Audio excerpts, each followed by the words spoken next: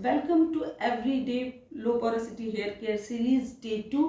Day 1 already हमने share कर दिया है, तो अगर अभी तक नहीं देखा है तो जाकर डे 1 देख लीजिएगा। तो अभी सारे के सारे लो पोरोसिटी वाले आ जाओ और हम करते हैं वीडियो की शुरुआत बिना टाइम वेस्ट किए। जैसा कि हमने डे 1 में देखा कि हमें हेयर केयर की स्टार्टिंग कहाँ से करनी है, अब बारी आती है डे 2। डे 2 बहुत ज़्यादा इम्पॉर्टेंट रहने वाला है। एक एक स्टेप आपको फॉलो करना है मेरे साथ। अब अगर आप मेरे साथ एक एक स्टेप फॉलो करोगे तो मैं गारंटी लेती हूँ आपके लॉन्ग हेयर की और साथ साथ आपकी हेयर टेक्सचर इम्प्रूव होने की। तो चलो स्टार्ट करते हैं। अब देखो, डे 1 में हमने सीखा कि हमें कैसे करेक्टली अपने बालों में ऑयल को अप्लाई करना है, कौन से ऑयल को इस्तेमाल करना और कैसे ऑयल के बाद अपने बालों को रखना है। इतना हमने अच्छे से सीख लिया और वो बहुत ज़्यादा इम्पॉर्टेंट रोल प्ले करता है हमारे हेयर केयर जर्नी में। अब स्टेप 2 भी उतना ही ज़्यादा इम्पॉर्टेंट है। तो स्टेप 2 के लिए सबसे पहले हमें ये समझना होगा कि कौन से शैम्पू का और कौन से मास्क या कंडीशनर का अपने बालों में इस्तेमाल हमें करना है और कैसे करना है। तो सब कुछ आपको मैं बताऊंगी। देखो, ये कुछ शैम्पूज हैं जिनका इस्तेमाल मैं अपने हेयर वॉश के लिए करती हूँ। तो आप कहोगे इतने सारे शैम्पू खरीदने हैं? नहीं, लेकिन आपको 2 शैम्पू कम से कम अपने बालों के लिए चाहिए। एक जो आप रेगुलरली अपने बालों में इस्तेमाल करो, क्योंकि काफ़ी सारे ऐसे लोग होते हैं जो हफ्ते में 2 से 3 बार तक हेयर वॉश करते हैं। तो एक शैम्पू ऐसा चाहिए जो आप रेगुलर बेसिस पे अपने बालों में यूज़ कर सको। और एक शैम्पू जो होता है वो क्लैरिफाइंग शैम्पू होता है। उसका काम होता है आपके बालों से बिल्डअप को रिमूव करना। अब बालों में बिल्डअप कैसे आ जाता है? क्योंकि हमारे बाल लो पोरोसिटी के हैं, तो न चाहते हुए भी चीज़ों का जमाव हमारे बालों पे हो जाता है और एक लेयर छोड़ता चला जाता है प्रोडक्ट। अगर आप उनको नहीं हटाओगे तो डैंड्रफ बन जाएगा, ठीक है, और उसके बाद आपको हेयर फॉल की प्रॉब्लम होगी। बाल आपके अच्छे होने के बजाय खराब होना शुरू हो जाएंगे। तो एक क्लैरिफाइंग शैम्पू की आवश्यकता होगी। जरूरी नहीं है कि आप बहुत महंगा करो। मैंने बहुत सारे क्लैरिफाइंग शैम्पू की रेंज शेयर की है जो आपको अंडर 100 भी मिल जाएगा और 1000 रुपये तक मिल जाएगा। मैंने मतलब हर एक रेंज की शेयर की है और सारे अच्छे हैं। लिंक मैं डिस्क्रिप्शन में डाल दूंगी, तो वहाँ जाके चेक कर लेना। जो भी शैम्पू आपको अपने बजट के हिसाब से लगे वो शैम्पू खरीद लेना। अब बारी आती है क्लैरिफाइंग शैम्पू। तो आप समझ गए कि आपको एक क्लैरिफाइंग शैम्पू लेना है और आपको कौन सा क्लैरिफाइंग शैम्पू लेना है वो आप खुद चूज करोगे अपने बजट के अकॉर्डिंग। मैं ये लॉरियल का scalp advance anti oiliness shampoo use करती हूँ और एक और शैम्पू जो अभी रिसेंटली मैंने यूज़ करना स्टार्ट किया है वो है लॉरियल का हाइड्रोन प्योर। नॉर्मली मैं जो शैम्पू यूज़ करती हूँ वो फिलहाल लॉरियल का इन्फोर्सर शैम्पू यूज़ कर रही हूँ। आप कोई भी शैम्पू यूज़ कर सकते हो, जरूरी नहीं है आप लॉरियल का इन्फोर्सर यूज़ करो। कभी कभी मैं ये भी यूज़ करती हूँ लॉरियल का एक्स्ट्रॉर्डिनरी ऑयल, ठीक है। कभी कभी हाइड्रोन मॉइस्चर शैम्पू भी लॉरियल का ही मैं यूज़ कर लेती हूँ। तो आप कोई भी शैम्पू यूज़ करो, एक जो रेगुलर बेसिस पे आप इस्तेमाल कर सकते हो, ठीक है। अगर आप नेचुरल शैम्पू चाहते हो तो आप खादी का आंवला भिंगराज भी यूज़ कर सकते हो। मतलब आपको शैम्पू की आवश्यकता 2 पड़ेगी, एक क्लैरिफाइंग की और एक जो आप रेगुलरली इस्तेमाल करो। आई थिंक ये चीज़ तो क्लियर हो गई है। अब बहुत सारे लोग पूछते हैं कि मैम सल्फेट वाला शैम्पू यूज़ करें कि सल्फेट फ्री शैम्पू यूज़ करें, क्योंकि इसको लेके बहुत ज़्यादा कन्फ्यूजन है। तो देखो, अगर आपके बालों की डेंसिटी थोड़ी ज़्यादा है या फिर आप बहुत हैवी ऑयलिंग करते हो, तो अब अगर आप एक सल्फेट पैराबेन शैम्पू यूज़ करते हो तो मे बी आपका जो ऑयल है वो पूरी तरीके से ना निकल पाए और आपके बालों में जो डर्ट है, जो ऑयल है, वो रह जाए, जिसकी वजह से आपको हेयर प्रॉब्लम हो जाए। तो शैम्पू का काम जो है वो बालों को क्लीन करना है। तो आप कोई भी शैम्पू इस्तेमाल कर सकते हो, ठीक है। ऐसा नहीं है कि सिर्फ आपको sulphate paraben free shampoo use करना है, आप नॉर्मल शैम्पू भी यूज़ कर सकते हो, क्योंकि उसका काम होता है बालों को क्लीन करना। अब जो आप शैम्पू की मिस्टेक करते हो वो मैं आप लोगों को बता देती हूँ। काफ़ी सारे लोग हैं ना जो एक काम करते हैं, शैम्पू लेते हैं, शैम्पू को नेचुरल बनाने के लिए उसमें ऑयल ऐड करते हैं और उसके बाद उससे हेयर वॉश करते हैं। प्लीज़ ऐसा गलती मत करो, क्योंकि हम अपने बालों को क्लीन करने का काम कर रहे हैं। आप ऑयल उसमें क्यों डाल रहे हो? ऑलरेडी आपने अपने बालों में ऑयलिंग कर लिया है या फिर आपने मास्क लगाया है, जो भी आपने अपने बालों को कंडीशनिंग प्रोवाइड करने के लिए किया है, तो उसके बाद से आपको क्यों लगाना है शैम्पू में ऑयल डाल के। शैम्पू में ऑयल डालकर लगाना बंद कर दो, शैम्पू में हनी डाल के लगाना बंद कर दो। इनफैक्ट शैम्पू में आपको कुछ भी मिक्स नहीं करना। हाँ, अगर आप चाहते हो तो शैम्पू को किसी वाटर में आप डाइल्यूट कर सकते हो। कौन सा वाटर? आप ग्रीन टी वाटर में डाइल्यूट कर सकते हो, आप रोज़ वाटर में डाइल्यूट कर सकते हो, मतलब आप मेथी के पानी में जो है अपना शैम्पू डाइल्यूट कर सकते हो, रोज़मेरी वाटर में अपना जो है शैम्पू डाइल्यूट कर सकते हो, बट वाटर में उसमें आपको और एडिशनल चीज़ें नहीं ऐड करनी है। तो बात हो चुकी है शैम्पू की, अब बारी आ जाती है कंडीशनर की। अगर बाल लो पोरोसिटी के हैं तो कंडीशनर अप्लाई करना बहुत ज़रूरी है।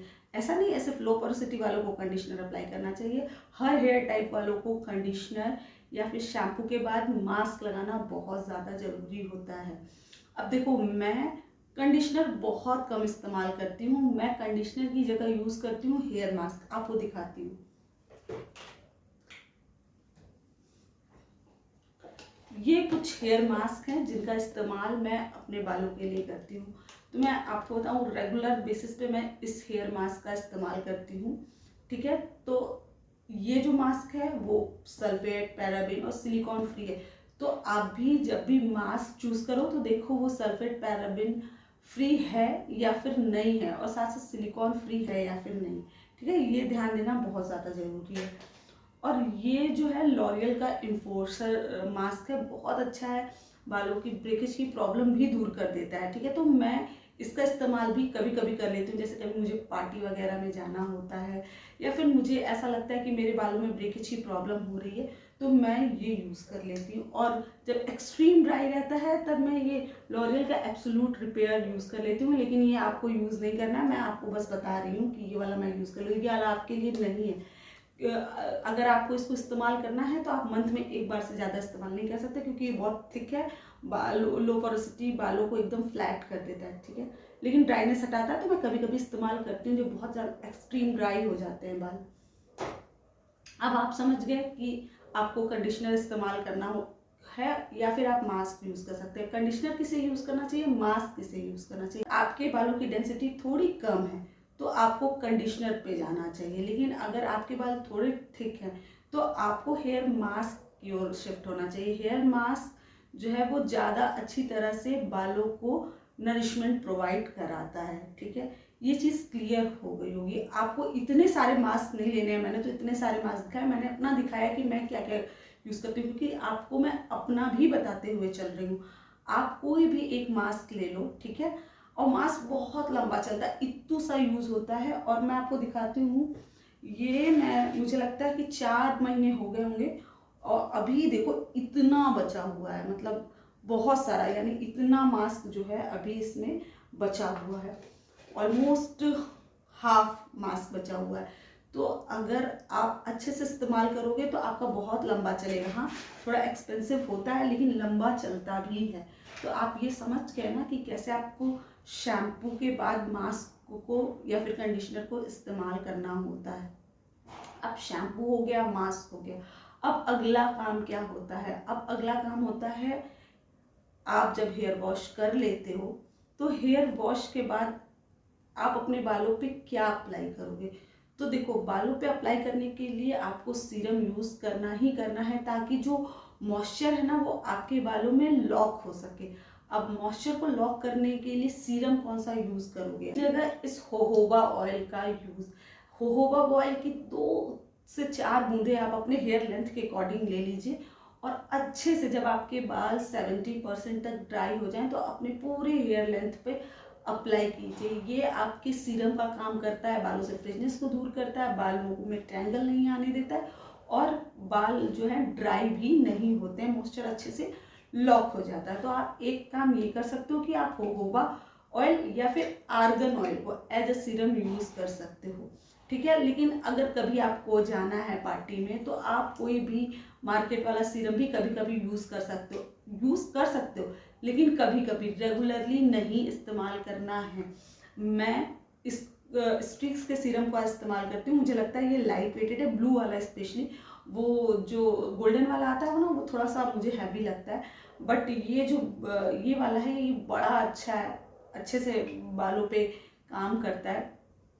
तो आप इसका भी इस्तेमाल कर सकते हो अपने बालों के लिए, ठीक है। लेकिन कभी कभी करना है, रेगुलर बेसिस पे नहीं करना है। ये चीज़ें समझ में आई थिंक आपको आ चुकी होगी। अब आपने हेयर वॉश कर लिया, बालों पे सीरम लगा लिया। अब आपको क्या करना है, पूरा दिन जिस दिन आप हेयर वॉश करोगे, एक तो तुरंत ही हेयर वॉश करने के बाद ना आप अपने बालों को बांधना बंद कर दो, ठीक है। थोड़ा टाइम उसको खुला रखो ताकि बाल जो है सांस ले सके, क्योंकि वीक में पूरा टाइम बाल बंधे ही तो रहते हैं।